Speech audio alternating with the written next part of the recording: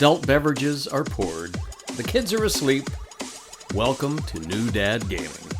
It's a show about fatherhood, gaming, and new fathers figuring out their gaming lives.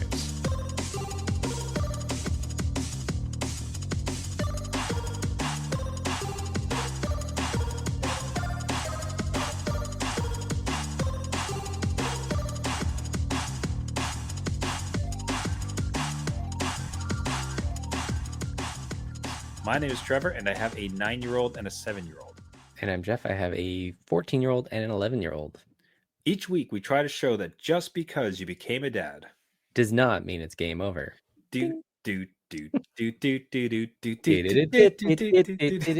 Yes. I'd like to blame our lack of harmony on internet streaming and like syncing, but we're just bad at singing, I think. Yeah.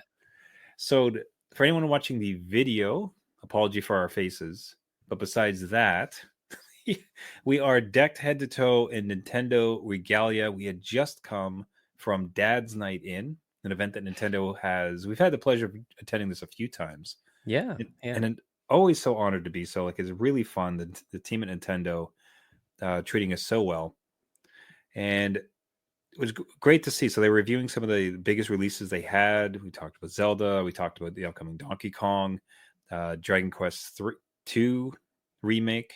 Yep. Sorry, Dragon Quest 3 2D to HD remake, and just a whole bunch of other games. Played a little bit of Super Mario Party Jamboree, which I'm proud to say this podcast 2 podium finishes. I know, right? I think we have just made Nintendo very proud of us, and I know they're listening to the show to invite the greatest dads. Well, okay, easy. Yeah, hype us up. What are you doing?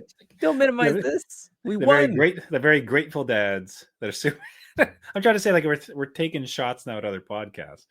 No. We'll just play again. Yeah. Well, if you recall, on the previous one, we were actually playing Mario Kart.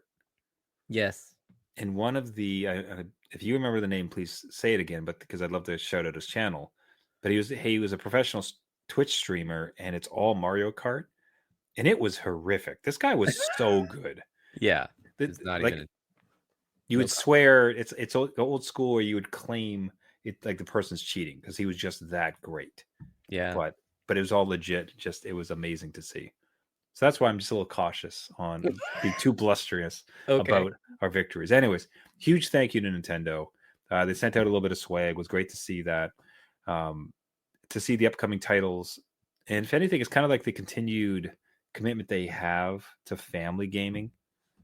You know, it just becomes like the one thing we've constantly said on the show ultimately is that if you have kids, if you have somebody who's not necessarily a gamer in the house, like, what should I purchase? It's just the Switch. Like, the Switch is like, it's a slam dunk. It's a no-brainer because the Nintendo titles are just of such high quality. And I think you'd agree with that there, Jeff. Yeah, again, it's the consistency, right? You know what you're getting. You're getting a great game. It's polished up. It's going to play well, right? There's going to be no game-breaking bugs. It's just always play tested, and always the focus is fun, right? So we have a blast with Nintendo games all the time, and we do recommend, like, if you're not sure which one to start with, Nintendo's always a great start for anyone, for sure. Yeah. And it's the console itself, right? Like, first deemed, it's funny to look in retrospect when they first announced the Switch. It was wild. Like, it was out there. Like, you had these tiny little Joy-Cons attached to this square screen, but the screen is the console, and then you can plug it in. And the whole docking was like, what?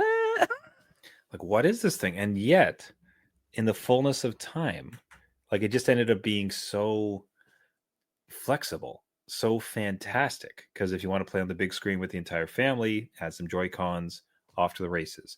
Yeah. The kid or yourself want to go take it for some quiet time in another room. Now it's just a personal little console. Goes in the car, goes to the cottage. Like, it's just great. Anyways, I don't want to be too. We've had a long-standing policy on the show is that we don't talk about things just because we are gifted them, or, you know, somebody invites us to an event like this. But the reason we can talk about it is because it is an honest, boisterous, like, recommendation for Nintendo and everything they do. for most. Absolutely. Yeah, it's always a great time, right? And then especially this night, they do it a couple times a year now. I think it's like so well attended, and they themselves have such a great time with it, Hmm. that they keep inviting us back, and it's just a fun get together. So it's like a party night that we block out the time as dads, which is hard to do, Yeah. and have a play date for ourselves. Playing Mario Party Jamboree. Yeah, Just like adults like to do. that's right. Yeah. Pour that beverage and go into the jamboree. There it is. Hey, so thanks, Nintendo. Guys, Christmas coming up, of course. If you're going to dip your toe back into the console world and want to get it for your family, Nintendo just can't be beat. It's the way to go. That's an honest recommendation from it. But beyond that, speaking of Nintendo, they have continued to kind of foray into mobile and seem to be doing a decent job of it as far as not being too gotcha with some of the monetization policies. I can't say they entirely avoided it, but that's almost to be expected. But they did send along a copy of Animal Crossing Pocket Camp, which you were able to play, Jeff. So I myself, you're the better one to review this. I've never played an Animal Crossing game, just not my jam. So you have a good reference point. How did this one hit on mobile?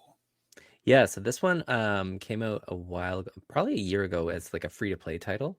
So you can get into it, and then things were using in-game currency to make the world happen, to buy other things and visit other places, right? So you could purchase things along with it, but Nintendo came out with this newer version where it's like $10 Canadian, as far as I know, and you get all the stuff in there without having to do all that jazz of getting the currency and kind of saving up and going along with it.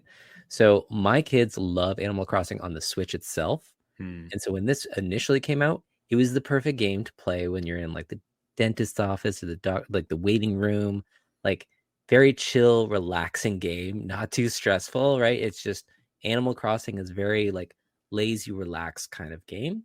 And they transferred that perfectly into the mobile space. So with this new version, I found that like just not having to worry about a lot of the stuff that was the free to play element, and just having that kind of just there for you. And they've since releasing that game, they had, little like seasons that would come along with it, and more content was released. This includes all that. So great. Okay. Great game for that. There is some time element to it, so you can't like do everything right away. Everything is like, oh, this coach will take a minute to build, and you have to run away and do something else and come back to it.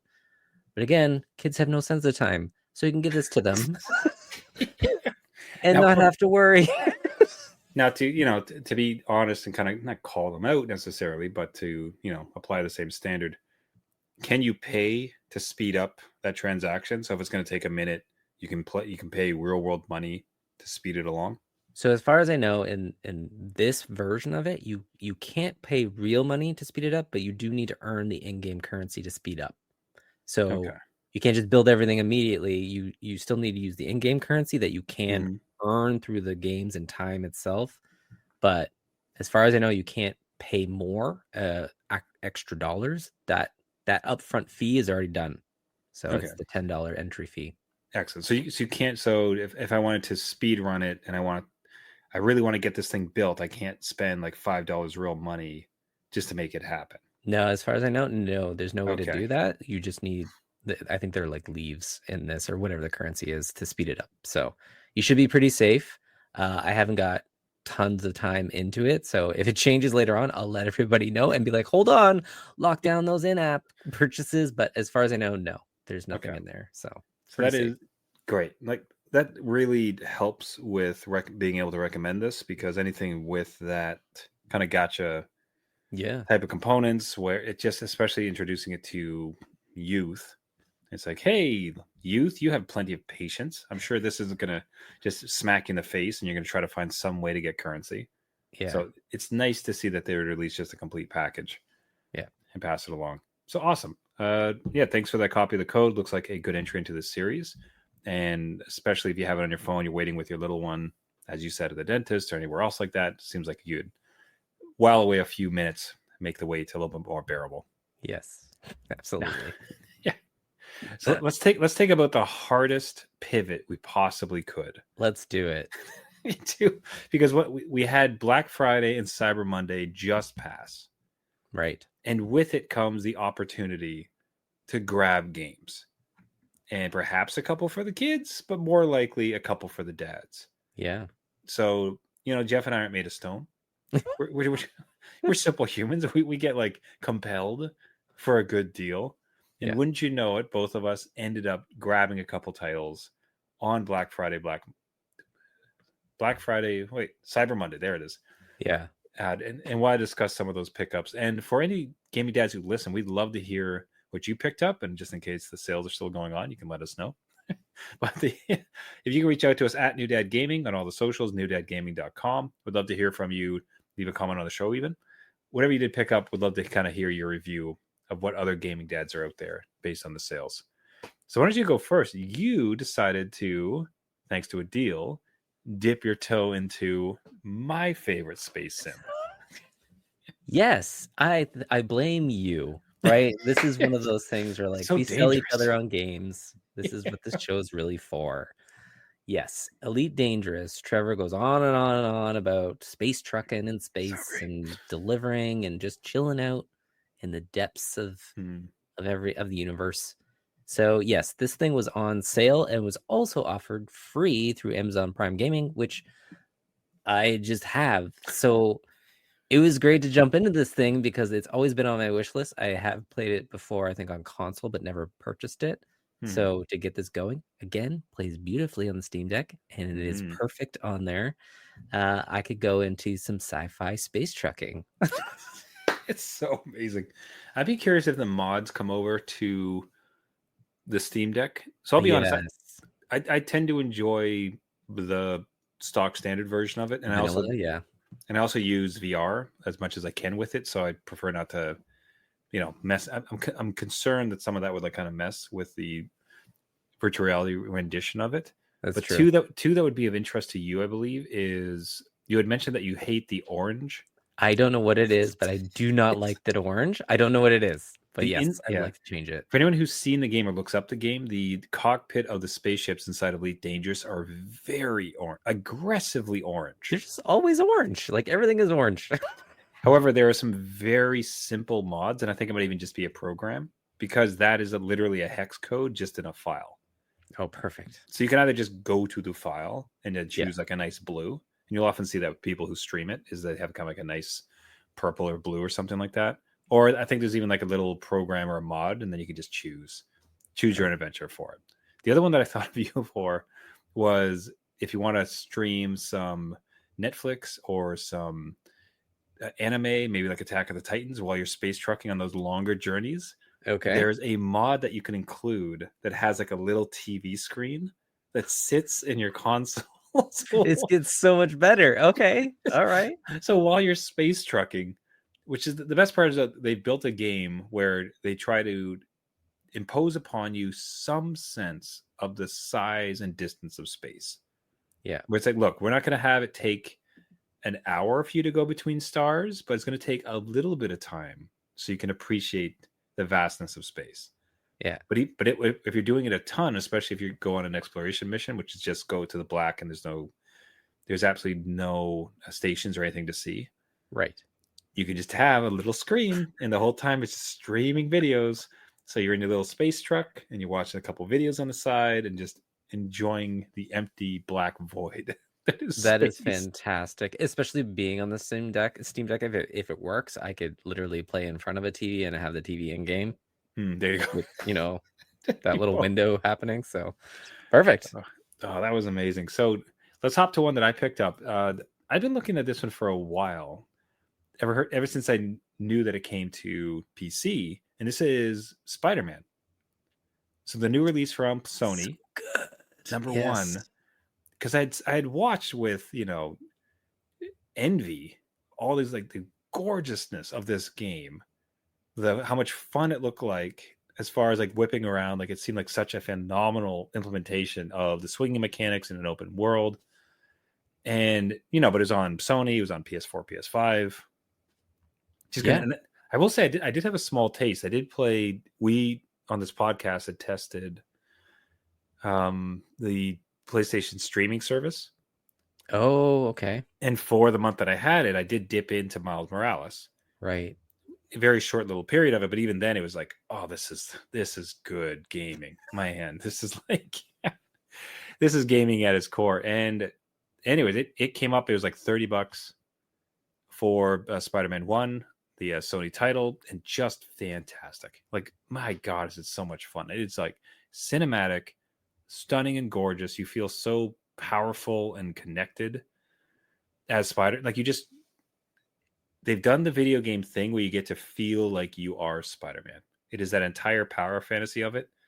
And with all the settings and everything else it does, just what a blast.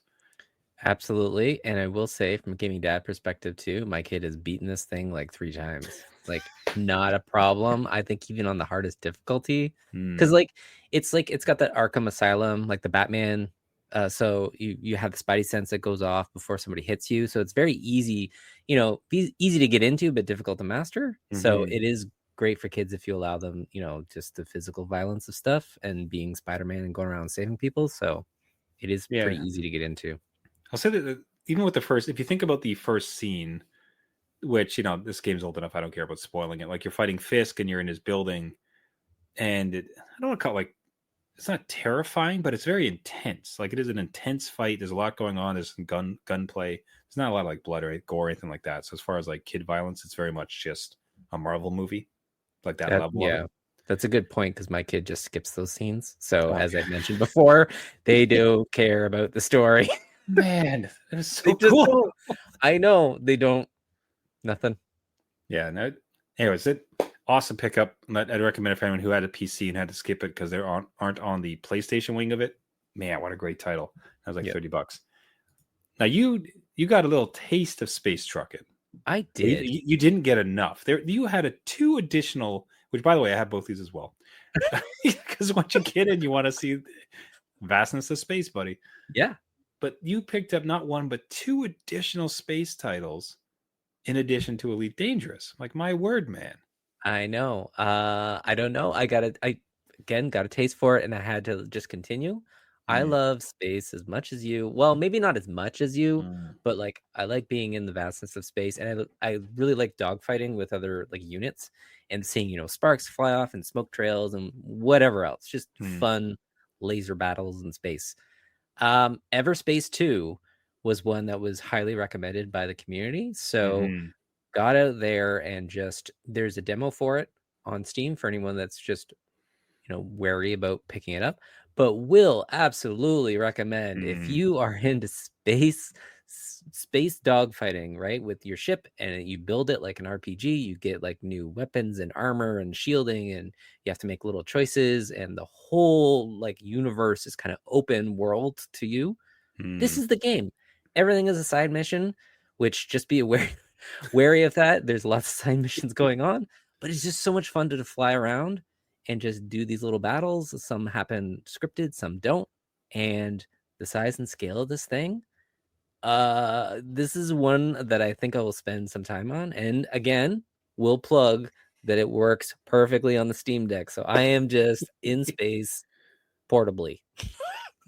Yeah, it is like, that's fantastic. Like, it's a lot more. It's not as big as Elite Dangerous, but it's almost in a good way, in that it's not the entirety of all of our known universe. It is a large space universe. So you're never wanting for more in its size, but it's a bit more condensed down and controlled as far as action, RPG, build out your ship, play the way that you want to build the ship that you want to pilot, and pilot it how you want to do, with 1,000 things to do, a bit more like tightly controlled. So it feels like, as you said, like, just feels fantastic when you're flying around. Yeah, no, I highly recommend. And if you did get on Black Friday sale, and if it's still going on with maybe the autumn Steam sale or whatever's coming into play, definitely pick it up. Highly recommend. Excellent.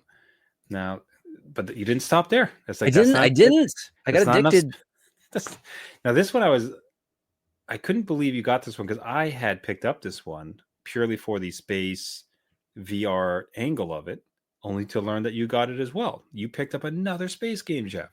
I did. So House of the Dying Sun is this. If you've ever played Homeworld, I used to love Homeworld. It was this RTS set in space. And this game, while not totally RTS, has like strategic elements that you have to kind of plan out your attack, and then you go into one of the ships and it's your point of view and you're flying around fighting stuff. But it's done in that kind of, I won't say like polygon look to it, but it's very much, it's an aesthetic that it's going for, and it totally like knocks it out of the park. Again, this one is like a good pick up and play one, because missions can be anywhere from like a minute, like get in, get out. This is your target. You need to avoid these things. Do it as fast as you can. And then maybe like 5-10 minute battles.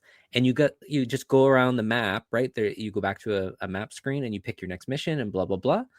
But it's a good pick up and play one. So whereas the other one, you're kind of like in this vast open world and, oh my God, I got to do all this stuff and I don't know where to stop. This one, you could just do a couple missions, in and out, done.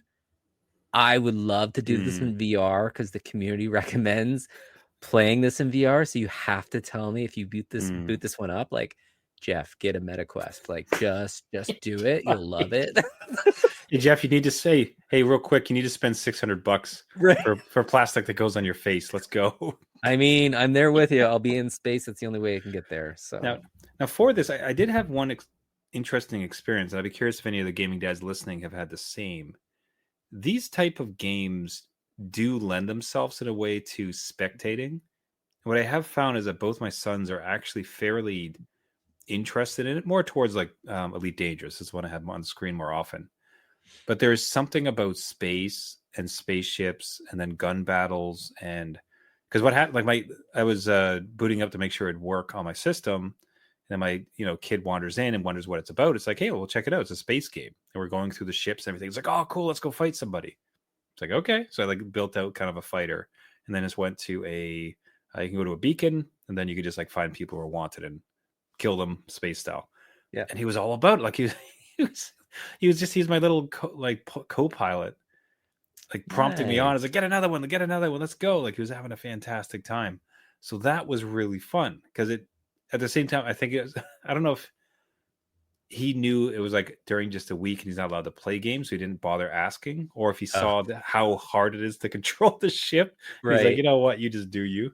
Yeah. But it was great to have a little co-pilot. So I do wonder, have your kids peeked over your shoulder with any of these space games and expressed an interest?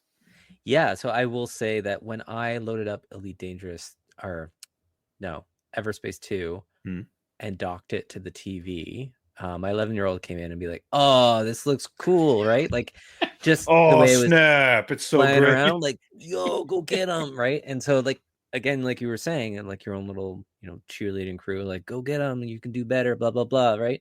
I will say that my 11-year-old gets motion sickness though, so it didn't last a long time, especially in like, again, space. You're whipping around, you're rolling, you're doing all these like crazy maneuvers, so they had to like take a break. So I can't even play these space games in front of my wife, because again, motion sickness, it drives them, it's not a good time. Bonkers.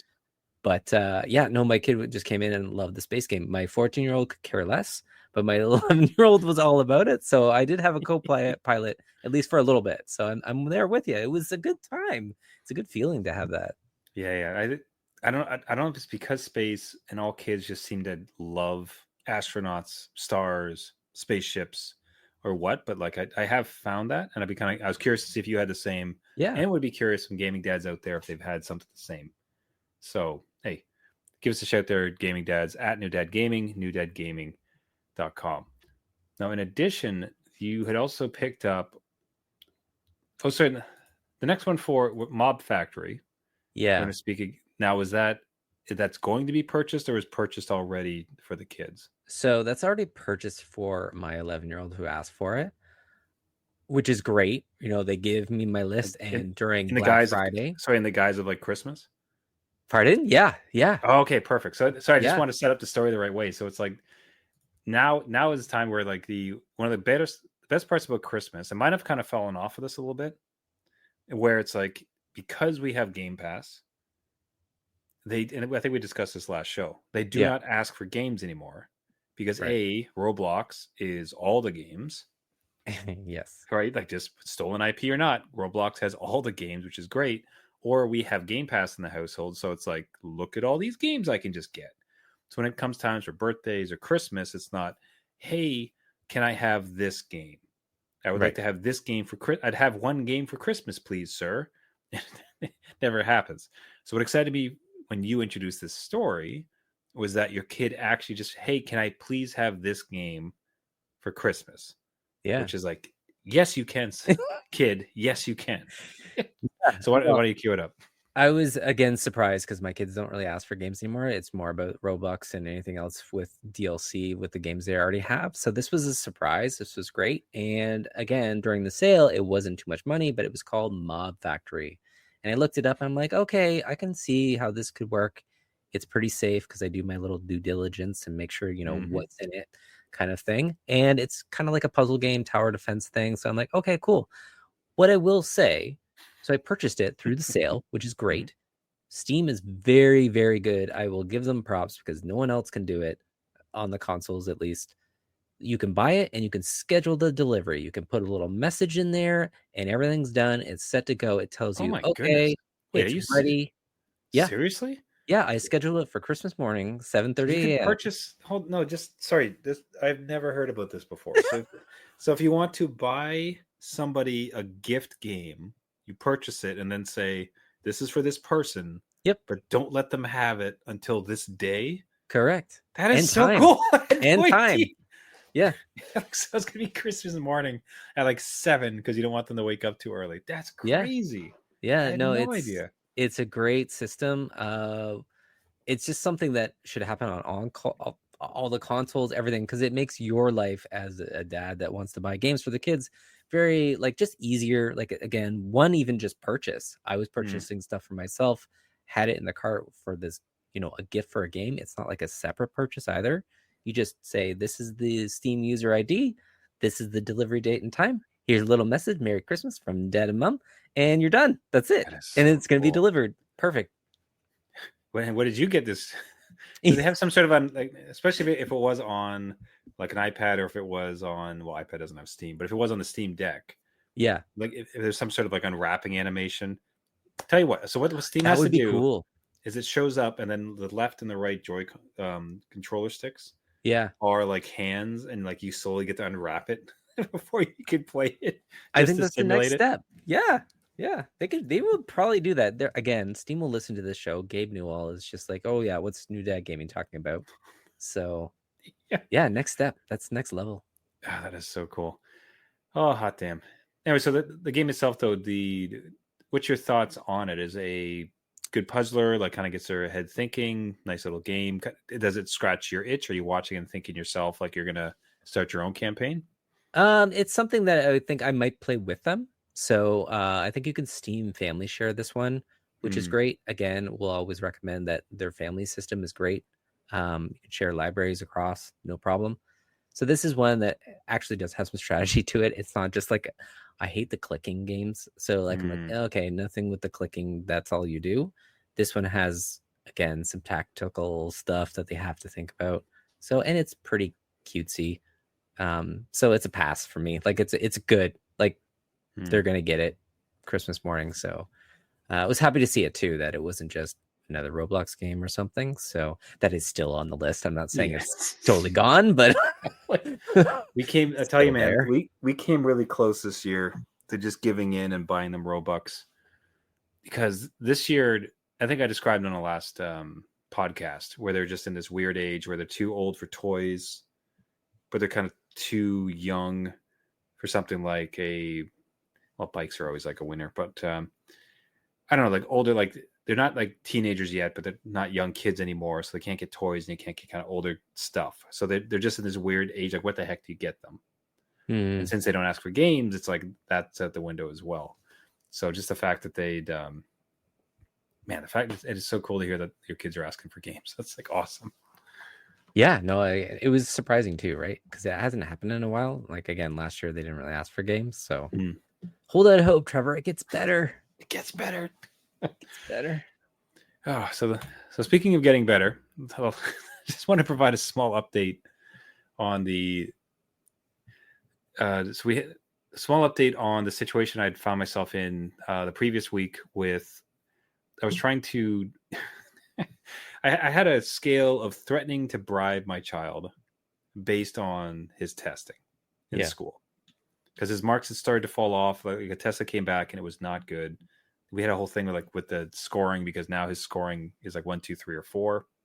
Fine, like if you don't want to call it ABC, if you don't want to call it Fs, like whatever. Anyways, but he got 2s. In my mind, it's like there's no reason with decent effort and who you are, you can't. I know he's capable of 3s, if not 4s, right? So to his where he is and what he can output, I know he can get a 3. So the what I had stated to him is that, like, look, if you get a 4, we're going for like stuffed cookies. It's gonna be this fantastic, like, because we pass it every day when we leave school. Looks great. They want to go and test it out, right? So look, we'll go there. I'll get you those if you get a 4 on your test. If you come back with 1s and 2s, like, we're going to remove video games for a while, because you cannot have what a 1 and for him. What a 1 and 2 means is that he's not trying. Like that's kind of the real difference. Like, look, if your kid's going, like, struggling, you support them and get it. But for him, it's like you getting a 1 is just means you're not trying. So accordingly, that's why I was like, that was a scale. It kind of backfired a little bit, because that threat just so sank into him, because he so enjoys gaming. And we've been fairly restrictive, because we found during the week it's not advantageous for him. So the weekend is like, that's his gaming time when he wakes up in the morning. So it becomes very precious. And he hears this, and now it's like, oh God, if I don't do good on this test, I don't get games anymore. So he was so stressed out. Yeah. I felt terrible. It's like that. It's like, damn it, I did not play this well. I did not. Lesson learned on my side, as far as, and you got to learn, you learn the cadence of your kids, and you learn like their language, right? In that way. Yeah. And in one ways, I will gladly kind of push him a little bit, because he needs to learn how to react to pressure and be able to overcome it and, like, succeed and win. So it's not I do not want to remove every challenge from him, but at the same token, that the way that I lay this one out to him seemed to actually be a detriment to his studying. Although he felt pretty confident the day of, and he came back beaming because he knew everything. He's like, "Oh, I knew all the answers on the test."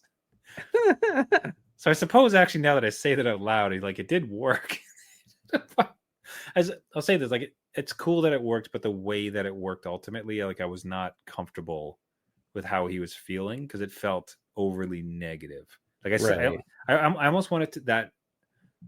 And I'm not softening. I'll say it this way: even if I hadn't stated that would have been the outcome. Like, I will remove games from him if he does not achieve what is expected of him. Yeah, for his own betterment. However, how I bring that up could probably use some work to make sure that it's most advantageous to get him to do the things. Right. Have you ever had something where you tried a tactic, and then as you see the outcomes, you're like, that's not it. That's not the way to go. Yeah. Again, absolutely. When you're just trying things to see what works, what sticks, what resonates with them. A lot of the times, so we would set up the consequence of something. So like you're saying, we would set it up. We found that didn't work. We would ask them what the consequence should be, so they have to think about it, and then they understand it and believe it. Right. So it gives them like a little bit of power, because we don't want to just take things away for the sake of taking things away, though we will step in if, they don't follow their own rules. So we've tried that. It's worked sometimes, but again, it's you're guessing. Yeah. There's no handbook here.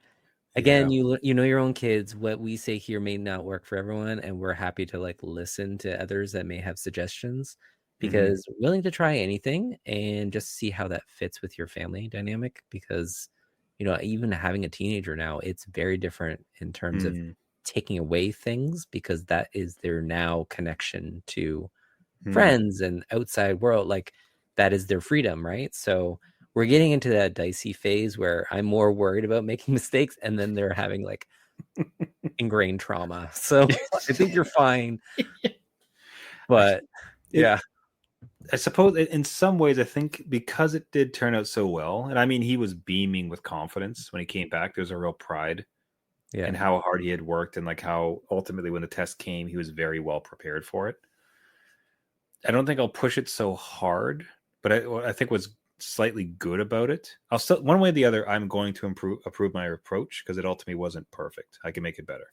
However, at the very least, I think there's this baseline of understanding that, look, if you don't, there are consequences in this household for not attaining what you should be able to attain. Right. Yeah. You know, and not putting in the, more than anything, just putting in the effort. If he worked like a dog the entire, and I saw it and it didn't quite work out, that's just much different than when, you know, it's like he's coming home and he's not really doing any homework and not really taking it seriously. Like that's kind of the difference. Yeah. If anything, like I said, it kind of sets, it wasn't a smooth way to do it, but it has kind of set a baseline of like, there's things on the line. Yeah. If you don't do right. Yeah, for sure. Again, and thank you for airing it out because we need to know that as well. Yeah. What mistakes we make. Yes, sir. All right. Wrap it up there, everybody. Listen, thank you so much for listening. This has been New Dad Gaming. If you have any stories yourself, did you have a particular tactic that worked well with your kids? Did you make any pickups on Black Friday sales or Cyber Monday? Do you want to give us some tips of what we should be purchasing? Do you have a favorite space game, frankly? Yes. Anything and anything above. Absolutely adore hearing from fellow gaming dads. Reach out to us at New Dad Gaming or newdadgaming.com if you like the podcast. One of the greatest ways that you can support the show and help us grow out to reach as many gaming dads as possible is to subscribe on any of the podcasting networks, Google, Spotify, Caster, iTunes, anywhere where you can find your podcast. Just search for New Dad Gaming. Subscribe, and if you can leave a comment and a rating, that really helps to get the show out to other gaming dads, grow the community, and help each other out and avoid cookie bribing to get better marks. That's right. Yeah. And if you want to go nuts on Black Friday and buy 3 space games, hey man, we're there for you. We're out in space with you. Yes, sir. We're your ride or die crew. They're gaming dads. All right. Until next week, everybody. My name is Trevor, and I have a 9-year-old and a 7-year-old. And I'm Jeff. I have a 14-year-old and 11-year-old. Remember, just because you became a dad does not mean it's game over.